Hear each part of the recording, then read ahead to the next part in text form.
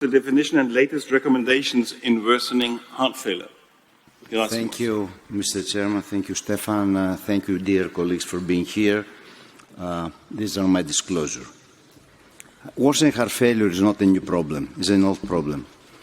20 years ago, with the late Mikhail Georgiadi, we thought about this figure to present in a scheme that heart failure is a progressive condition and cardiac function deteriorates after each and every event.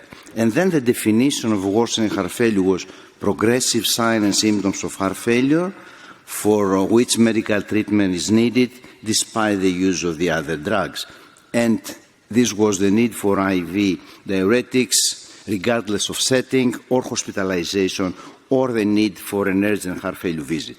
Since then, the definition has been evolved.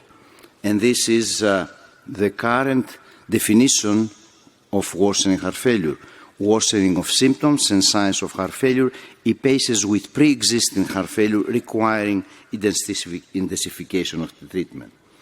And the other side of the Atlantic is a similar definition of worsening heart failure.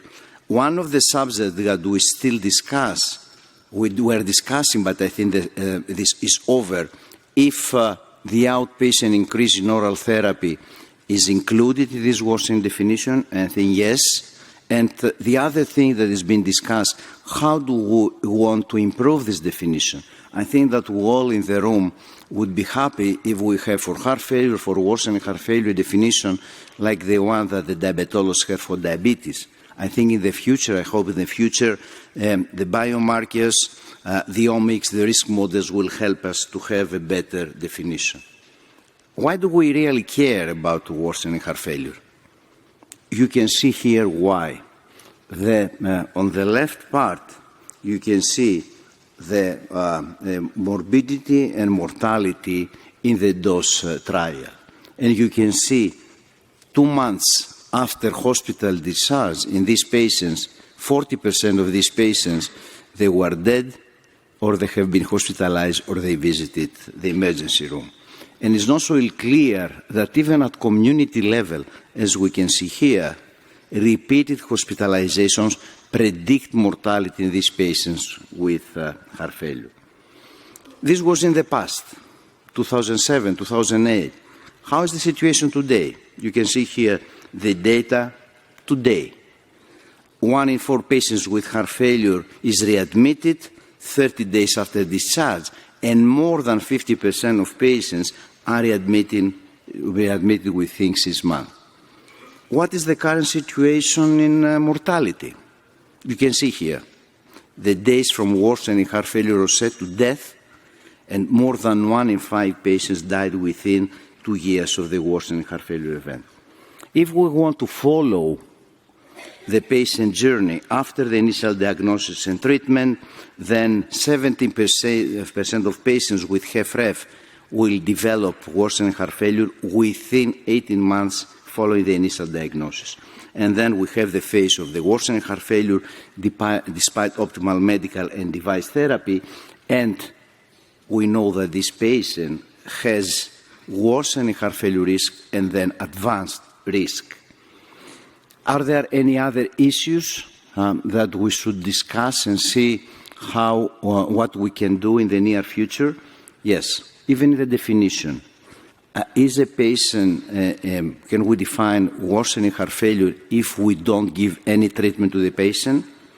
If a patient has a very specific precipitating factors, can we define this event as worsening heart failure?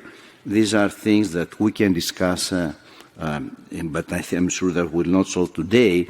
But what we know now is that escalation of oral therapy is including its definition. Episodes not requiring change in heart failure treatment are not worsening heart failure events.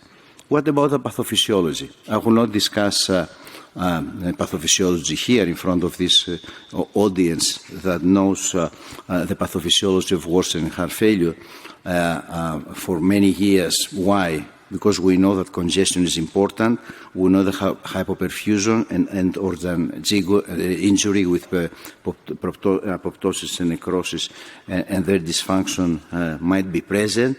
But I think that what is important, a concept that we should consider, is that cardiovascular and not cardiovascular comorbidities are precipitating factors, and we should consider also treating these factors in these patients. Last but not least, we know that in the universal definition of classification, we have a small percentage of patients, approximately 5%, that is intolerant or refractory, has intolerance to guidelines-directed medical therapy, or has symptoms or is being hospitalized despite medical therapy. I think that this is a slightly different population, but also this population could benefit from intervention. The second part that I've been asked by Professor Rankin to present is how is worsening heart failure present in the guidelines. If you go to the different guidelines, you see, I check the word worsening, there is everywhere. I have it highlighted in yellow, but I think this is not he wanted from me to present. What I think he wanted for me to present is in patients with worsening heart failure. And this is from AHA, ACC, HFSA guidelines. Where should we pay attention? First of all, it's clear we should give patient-centered discharges in instructions with a clear plan. In patients hospitalized with worsening heart failure, we should ask the patient, we attach the same to a system that allow benchmarking to performance measures. And third, last but not least, all these patients should be seen. We should have an early follow-up. In the US guidelines, it says within 7 days.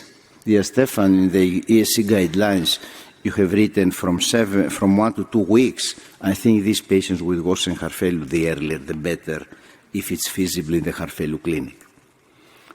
What about medical therapy? I think is not something that I will present. We have more lectures to discuss how we should treat these patients, but it's clear in the AHA guidelines that they say in selected high-risk patients with HFrEF and recent worsening, an oral soluble guanylate cyclase simulator may be considered to reduce heart failure hospitalization and cardiovascular death.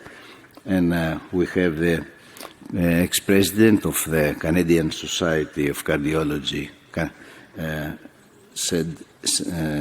had similar recommendation. Also, ESC, HFA had similar recommendations. So, dear colleagues, in conclusion, worsening heart failure is not something new. And my impression is that we discuss it today like we do in any other new subject, because probably not only we realized how important it is, but we have something to do for the patients, and now we can answer to the question, and so what? When we started all this discussion 20 years ago, we didn't have many things to do, we didn't know what to do, and I think this is the reason that it took us that long to start paying attention to these patients. Thank you very much for your attention today.